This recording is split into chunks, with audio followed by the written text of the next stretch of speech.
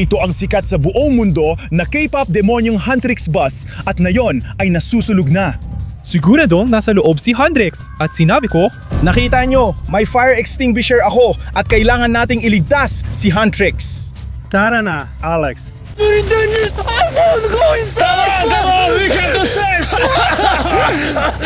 Oh, Alex, tumayo ka na, wala nang oras. Kailangan nating pumasok sa loob. Halika na Alex, halika na. Kailangan nating apulayin ang apoy sa mga K-pop na mga gaso ng demonyo. Ililigtas natin ang lahat. Ililigtas natin ang bawat isa. Ay grabe, tingnan mo, may tao, dun.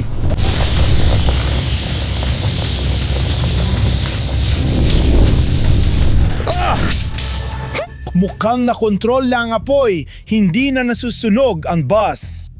Slav, tama ka. Tuloy lang. Ayos na ngayon ang Demon House bus. Pero sino ang nandoon? Tingnan nyo, nakita ako. Grabe mga pare, di ako makapaniwala. May purple dito, nakadilaw na jacket. Alam nyo ko ano? Parang si Rumi yata yun. Rumi, papunta na ako.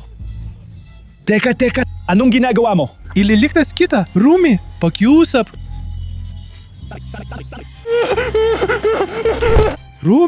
Rumi, pakiusap, Rumi. Bubuhayin ko siya ulit. Mga guys, Rumi, sandali. Alex, anong nangyayari sa'yo? Alex? Tigilan mo na yan, gago ka. Hindi mo ba nakikita? Manika lang to. Hindi ito ang totoong Rumi. Manika lang ito. Ano ba? Manika. Hindi ko alam. Mukhang parang isang gamit sa pelikula o kung anuman. Sige na, gising. Kailangan nating iligtas si Huntrix. Baka nasa loob pa, hanapin natin ng maayos. Tara, bilisan natin mga pare. 100% K-pop Demon Hunters ang bus na to. Dahil makikita natin ang tanda ni Rumi dito at ang totoong K-pop Huntrix na logo sa bandang iyon at ang perpektong disenyo ni Rumi sa bus. Pero nasaan si Rumi? Nasa panganib pa rin ba siya? Nasaan si Huntrix? Patay na ba sila o hindi? Kailangan nating maintindihan na hindi ito si Rumi. Tara na, pasok tayo sa loob. Slav, pero suot niya unang mannequin ang jacket ni Rumi. Tingnan mo. Oh, tama ka. At ang mga pulang, madugong batik na yan ay nakakakilabot at nakakatakot. Akala mo kung ano na sila. Oo, hindi ko alam kung buhay pa sila o hindi. Kailangan nating pumasok sa K-pop Demon Huntrix bus at ipagpatuloy ang ating investigasyon. Grabe, tingnan mo, sa tingin ko, ginamit ang K-pop Demon Huntrix bus na ito para ihatid si Huntrix papunta sa kanilang konsyerto. Pero ano yun? Ito ay isang pulang kutsilyo na may dugo at mga batik at mukhang nakakatakot talaga. Baka ito ang dahilan ng sunog o baka pag-aari ito ng taong nagsunog ng buong bus. Anong nangyayari doon? Mukhang parang si Raulo ang lalaking ito o kung sino man at bitbit niya ang kulay ubing buhok sa body bag. Mukhang Rumi. Ay grabe, magtago tayo. Ay grabe mga tol. Ayokong makasalubong ang lalaking to kasi may ginawa siya kay Rumi o baka kay Huntrix. Kaya kailangan nating imbestigahan ang buong bus na to para maintindihan kung ano ang nangyari kay Huntrix at baka sakaling matulungan pa natin si Rumi sa kahit anong paraan. Kaya kailangan natin magmadali. Wala na tayong gaanong oras. Mga tol, simulan na natin ang investigasyon sa loob ng K-pop Demon Huntrix bus. Grabe, tingnan nyo. Ito ang sandata ng mga Huntrix girls, di ba? At pati na rin yan, pero hindi ko maalala kung kanino yan. At kung kanino yan. Alam mo ba? Ito ay. Oh, itong mga punyal ni Zoe? Oo, tama ka. Parang mga kutsilyong panghagis. Napakadelikadong sandata, pero mas malaki ito. Kanino yung isa? Ito ang halberd na pagmamayari ni... Nakalimutan mo ang panggalan. Alex, nakalimutan mo ang panggalan. Pero guys, alam kong matatalino kayo, kaya pakisulat na lang sa mga komento. Kanino ang makapangyari ang sandata na yon? Pero sige, ang sandatang ito ay kay Huntrix, gaya ng isa na yon. Kaya sigurado tayo na nasa loob sila ng bus na yon. Uy, Alex, tingnan mo kung saan tayo nakatayo. Mukhang sombrero ito ng isang siraulo o kung anuman. Oh, ang creepy naman nito, di ba? Slav, anong ginagawa mo? Sinusubukan kong mag-isip na parang yung lalaking sumunog sa bus ng K-pop demon Huntrix. At baka dinukot niya ang mga babae, ganun ang itsura niya. Oo, Nakakatakot ka talaga, Slav. oh, tama. Isipin mo kung gaano natakot ang mga babae nung yung lalaki na mukhang ganun ay sinusubukang hulihin sila. Oh, natatakot talaga ako. Saan ka nakaupo? Isang handy camera? Oo, mukhang handycam ito. Diyos ko. Paano kung itong camera na to ang ginamit ng manyak o ng kidnapper na dumukot kay Huntrix?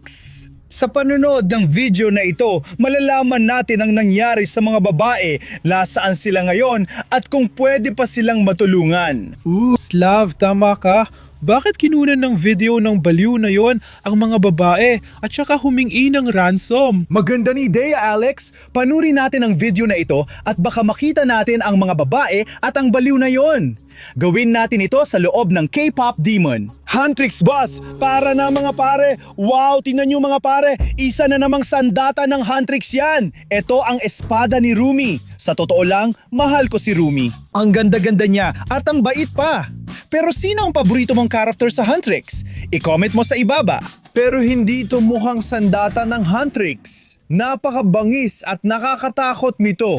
Sige, kailangan nating ipagpatuloy ang panonood ng video na ito para maintindihan kung ano ang nangyari doon, tama ba? Tama ka, Slav. Kaya panurin natin ang video at alamin kung ano ang nangyari.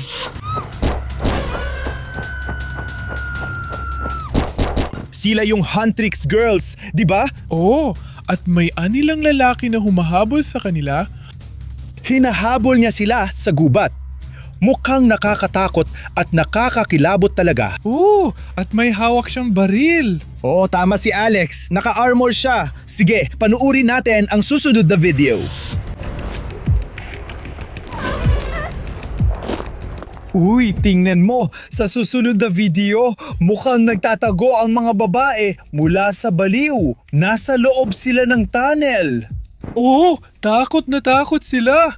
At yung lalaki, may suot siyang maskara sa ulo niya ngayon. Oo, eksaktong pareho ng nakita natin dati. Kaya totoong baliw siya. Totoong video ito na na-record. At nasaan na yung baliw na humahabol sa Huntrix? So nasa panganib sila. Ano na ang nangyari sa kanila pagkatapos? Tuloy lang tayo sa panonood. Uy, tingnan mo, sa next video, mukhang yung bus na inuupuan natin ngayon, nandyan si na Huntrix, tapos heto na naman yung siraulong lalaki, may ginagawa na naman siya. Hawak niya ang kutsilyo at tinatakot niya ang mga babae. Oo, tinatakot niya sila. Siguro gusto niyang ikulong sa loob ng bus. Kaya ginagawa silang hostage. Oo, sa loob ng bus, nakakakilabot at nakakabaliw yon. Grabe, ang bus na to ay totoong crime scene. Kaya naman sinubukan ng siraulong ito na sunugin ang bus para sirain lahat ng ebidensya at mga palatandaan. Slav, tama at matalino ka talaga. Pero nalulungkot ako dahil huli na tayo. Hindi pa huli, baka hindi pa nawala si na Huntrix. Wala pa tayong alam kung nasaan sila. Kailangan ituloy ang investigasyon. Pasok tayo sa bus, nandito ang mga palatandaan. Nailigtas ko ang bus at naapula ito, kaya nandun pa lahat ng ebidensya at palatandaan. Tara na! Tara na! Uy mga pare, ang creepy ng mga bagay na to. Baka ito yung baril na ginamit ng baliw at ito ang camera. Grabe, baka may nakuha rin itong mga bagay pero hindi ko pa pwedeng tingnan sa ngayon kaya ituloy na natin ang paghahanap. Oo, nahanap na natin ang kutsilyo at mga punyal. Pero ano yon? Clapperboard ba ng video production? Medyo kakaiba kung paano ito ginamit dito. Slav, nahanap ko na ang kutsilyo telepono. Oh, kutsilyo na telepono. Astig. At ito ang iPhone ni Rumi. Siguro iniwan niya ito bago siya tumakbo. Oh, baka tama ka. Tingnan natin laman nito. Oh, baka may mga payuwatig doon.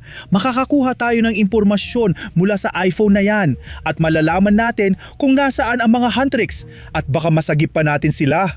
Sige, gawin na natin, okay? Alam niyo ba kung anong kakaiba mga pare? Bukas na agad, wala man lang password dito. Pero pabor naman yun sa atin. Siguro, pero palaging nangyayari yan sa mga cellphone na walang password. Ibig sabihin, na-hack sila. Na-hack ang iPhone ni Rumi. Oh, ewan ko kung paano. Panurin natin. Teka, ano yun? May larawan, parang order mula sa isang marketplace. Nakakatakot ang itsura nito. Pero ang dilim at ang labo ng tindahan. Oo, tama ka. Parang ang labo ng tindahan na to, parang tindahan ng manyak o kung anuman. Kaya siguro ninakaw ng manyak ang iPhone ni Rumi at ginamit nila para sa sarili nilang pangangailangan. Pero Slav, nakalagay dito, 3 bungkos ng velvet human hair.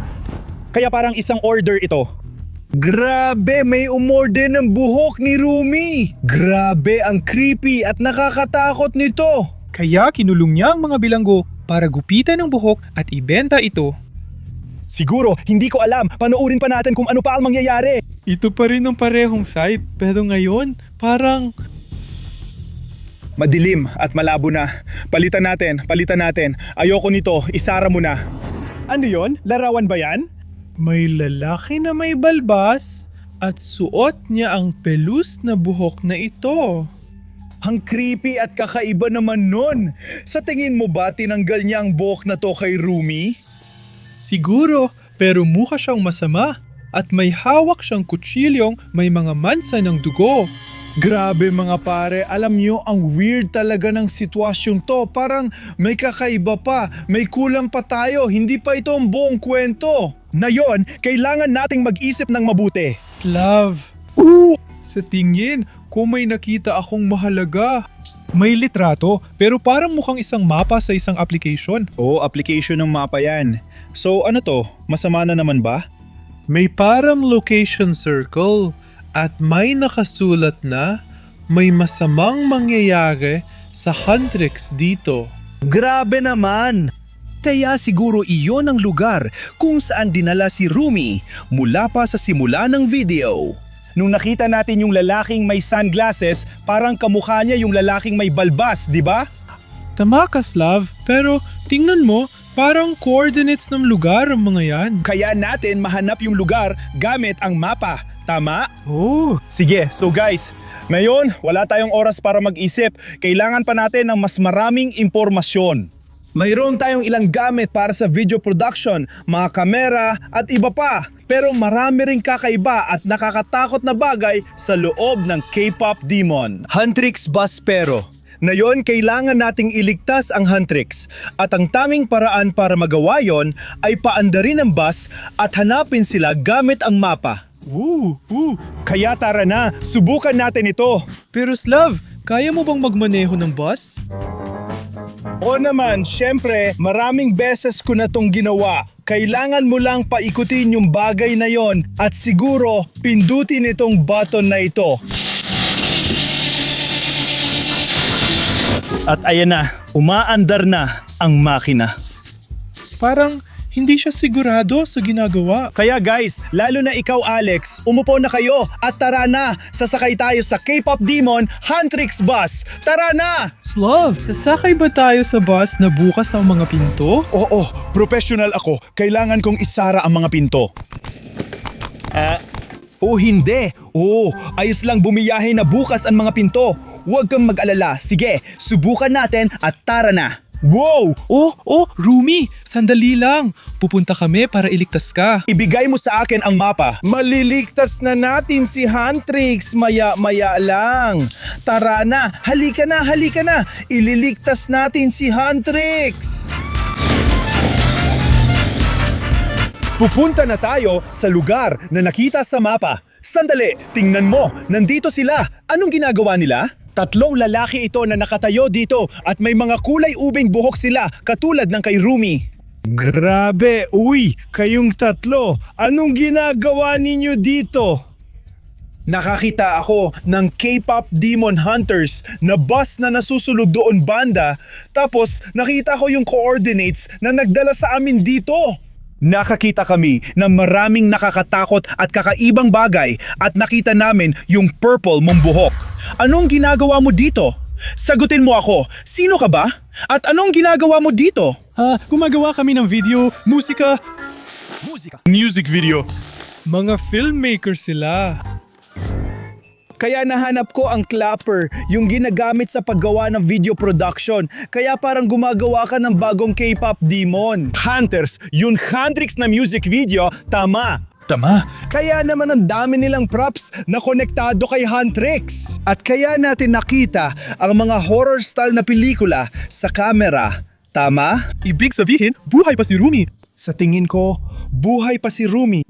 Buhay pa. Ayos lang ang mga Huntrix. Oh, para kang horror guy na gumagawa ng nakakatakot. Ay, grabe! Itong demonyo! Hindi totoong demonyo. Oo, gawa-gawa lang siya para sa production ng video. Pero bakit? Bakit namin nakita ang bus na nasusunog? Oo, bakit nga ba ito nasusunog? Peke lang na sunog yun para sa pelikula, hindi totoong sunog. Oh, grabe Alex. Sobrang natakot talaga kami. Pero bagong music video lang pala yon. Oh, pero natakot talaga ako para kay Rumi. Pero ayos na sila ngayon, ayos na sila. Kaya guys, pwede ninyong kunin ang bus, ayos lang. Kaya salamat sa bagong pelikula at sana nag-enjoy din kayo. At ngayon guys, masaya kayo na ayos lang ang Huntrix, hindi sila patay at hindi nasunog ang buong bus na ito. Ang lahat ng sitwasyong ito ay isang hindi pagkakaintindihan lang. At ang hindi pagkakaintindihan na ito ay may nakakatawa at masayang ending, di ba? Oh, muntik na akong mapunta sa Huntrix na nag-shoot ng video. Oo, para nagkabalikan ulit. Kaya salamat sa panonood. Salamat mga kaibigan sa paggawa ng pelikula. Mahal ko ang Huntrix. Kung mahal mo ang Huntrix, mag-subscribe sa aming channel para mapanood pa ang iba pang ganitong pelikula. Ako si Slav, ito si Alex, at ito ang production team ng pelikulang K-pop Demon Hunters. Paalam!